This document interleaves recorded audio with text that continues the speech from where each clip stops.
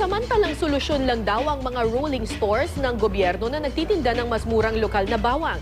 Para sa ilang grupo, mas mainam raw na solusyon sa tumataas na presyo nito ang pagtigil sa liberalisasyon at pag-angkat ng bawang at reforma para suportahan ang mga lokal na magsasaka. May news to go si Oscar Oida. Band-Aid Solution. Yan ang tawag ng Makabayan Block ng Kamara sa mga akbang ng Administrasyong Aquino para lutasin ang problema sa pagtaas ng presyo ng bigas, bawang at luya.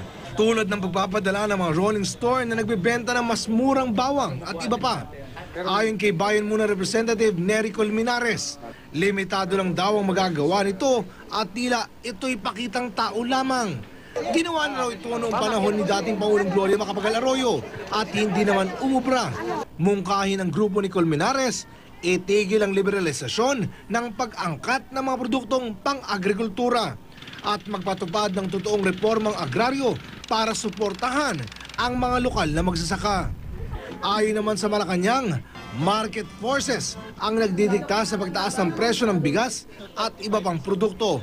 Pero iniimbestigahan na raw ng gobyerno ang posibilidad na nagkakaroon ng hoarding at price fixing. Kaya nga't kababanggit lamang natin na nagsasagawa ng surveillance para ma-discourage yung mga naiulat na ginagawang hoarding at iba pang mga hindi tamang gawain na maaaring humantong sa pagkakaroon ng artificial shortage.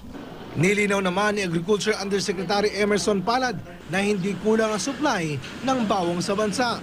Katunayan, sobra-sobra raw ito. Ang tumaas daw ay ang presyo ng imported na bawang na ngayon 300 pesos per kilo, habang ang lokal na bawang ay 200 pesos per kilo lang. Ang hiling po ng Department of Agriculture, yun nga po, tangkilikin natin yung lokal na bawang natin para matulungan din natin yung mga kababayan natin, mga magsasaka. Hindi rin daw bumaba ang supply ng luya, kaya nakapagtataka kung bakit tumaas ang presyo nito. Oscar Oida, GMA News.